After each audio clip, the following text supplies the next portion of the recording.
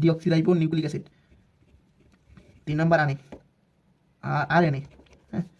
4 নম্বরে জিন। জিন জিন হচ্ছে কি? জিন হচ্ছে বৈশিষ্ট্য প্রদানকারী। বৈশিষ্ট্য, মাতা পিতার বৈশিষ্ট্য সন্তানের মাধ্যমে সঞ্চারিত হয় জিন, হ্যাঁ। আর এন কি? Ribo nucleic acid.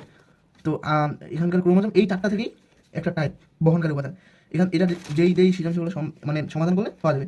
Dhaka board 22, 23, 25, Mymensingh 21, 23, 25, Rajshahi board 22, Dinajpur board 22, 24, 25, Comilla board 22, Chittagong 21, Jessore 21, Sylhet 22, 23, Barisal 24, 25। এবং টাইপ 2, এটা শেষ। টাইপ 2, হ্যাঁ।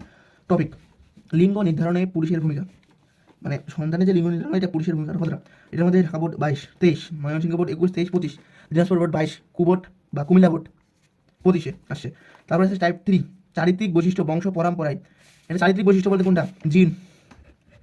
জিন চারিত্রিক বৈশিষ্ট্য বংশ পরম্পরায়, মানে চারিত্রিক বৈশিষ্ট্যটা কীভাবে বংশানুক্রমে কীভাবে প্রবাহিত হচ্ছে তার টপিকটা। Dhaka board 23, Dinajpur 22, Comilla board 23। Type number 4, DNA অনুলিপন, মানে ডিএনএ যে 2 ভাগে বিভক্ত হয় সেটা, হ্যাঁ। এটা হচ্ছে Mymensingh board 23, Rajshahi board 21, Dinajpur board 23, Comilla board 23। তারপরে আসতেছে টাইপ নাম্বার 5, ডিএনএ টেস্ট, মানে ডিএনএ টেস্টের মাধ্যমে কীভাবে আমরা অপরাধীকে শনাক্ত করতে পারি। এটি আমাদের আধুনিক জগতের অপরাধী শনাক্তকরণে সহজ করে দিয়েছে। এটা আসে ঢাকা বোর্ড 21, কুমিল্লা বোর্ড 22-এ। জেনেটিক্স ইঞ্জিনিয়ারিংয়ে ডিসঅর্ডারের কারণ।